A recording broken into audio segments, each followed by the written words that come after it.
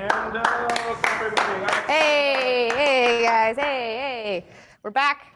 We're gonna talk about Silicon Valley for just a minute, which again is like, it's just like so sick. That show is so good. I love Silicon Valley. It's one of my favorites.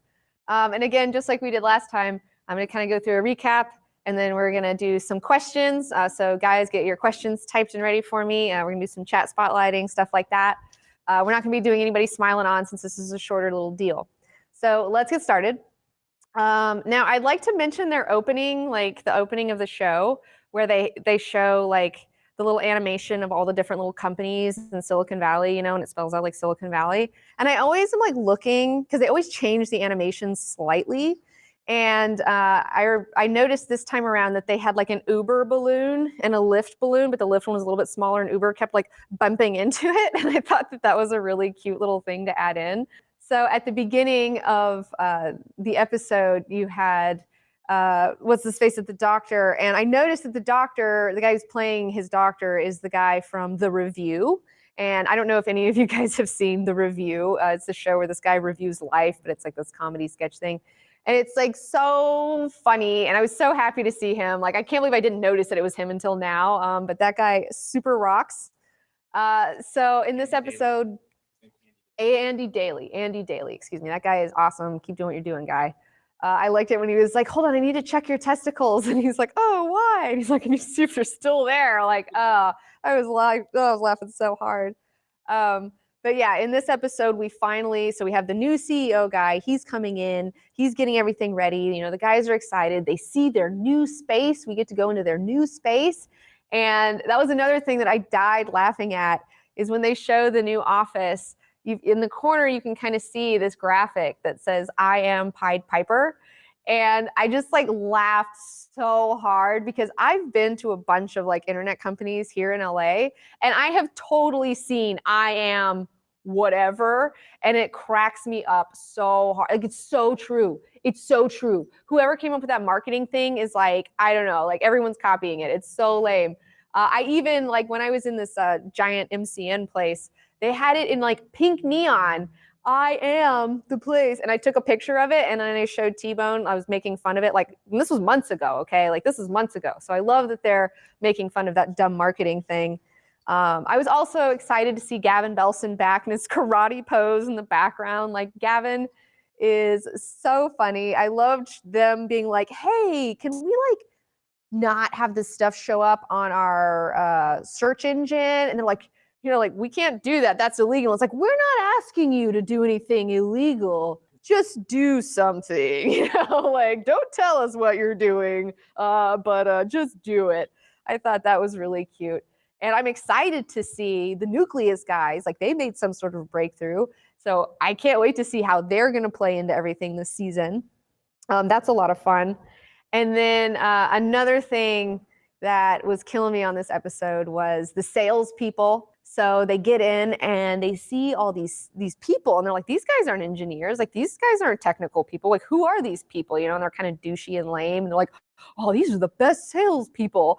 And then when he had to go into that meeting and talk to them, and she's like, Jan, you know, Jan the man, da, da, da, da, you know, and the other guy's like, Don, Northeast, whatever. It's just like, I felt so bad for him, because like, I just like, that's my nightmare, is like having to like go in and have a meeting and like talk to all these like horrible salespeople. Like, it was just so good. And when he came up with that terrible idea, he's like, oh, well, why don't we just do the dumbest thing I can think of? And they're like, that's brilliant. Like, that's such a good dig. I thought that was fantastic.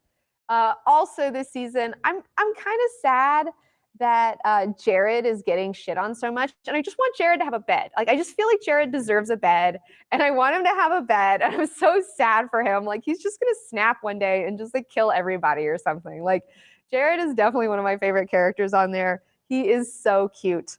Poor Jared. And then, you know, last but not least, let's talk about the horse sex scene. So much horse sex in this episode, so much. And I heard that HBO, like, they can't show, you know, like hard dicks or like penetration or things like that. But I guess it's okay if it's a horse. Like, if it's a horse, and I feel like they specifically did that just to like test the network and like kind of troll a little bit. But But the scene at the end where he's talking to the new CEO and he's like, hey, like this thing could be on everybody's phone and we could really change the world with this. And like, he really was so well spoken in that moment. I was so proud of him for like standing up for himself and like doing it right and saying the right words. And then the guy's like, well, do you know what Pied Piper's real product is?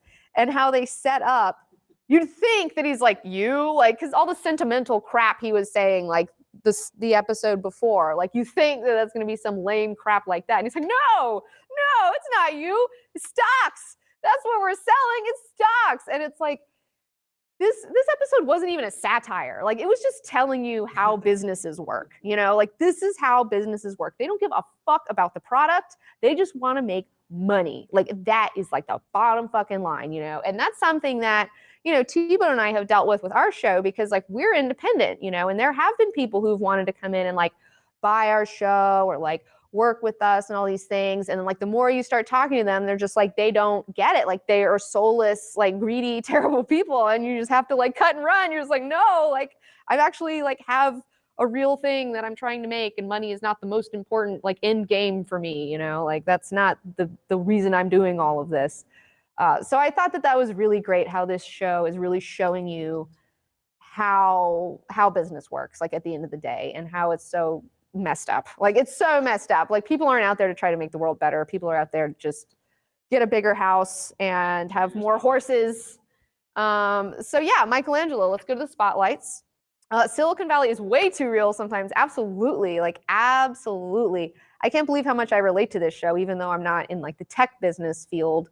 You know, we still are like, have been running weird operations from our apartment and with weird friends and things like that, and competing. Well, yeah, behind the scenes, we're a lot like the Silicon Valley guys. Like, we're competing against like funded like giant like corporations. And it's funny because some channels who were funded by Google with like millions of dollars have gone by the wayside, and we're still going, you know, and like that's really awesome. Like, that makes me really proud that we're able to, like, because we've got the real shit, like people are like, no, like they need to keep going, and you guys are supporting us, and it's super awesome. The conjoined triangles of success.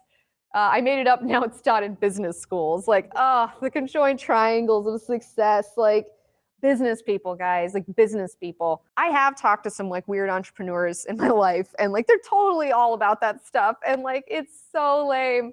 It's so lame. It cracks me up so much. Yes, I would love to give it up for Mike Judge.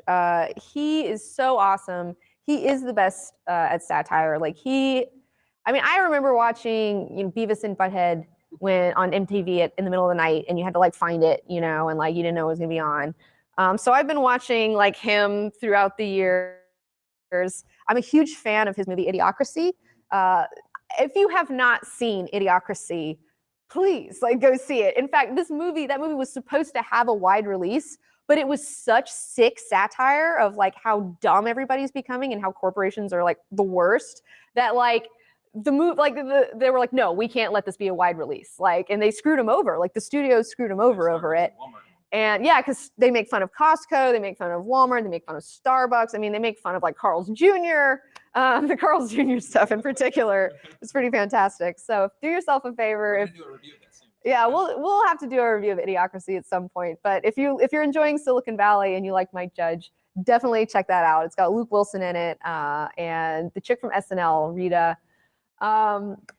So yeah, thank you, Matt.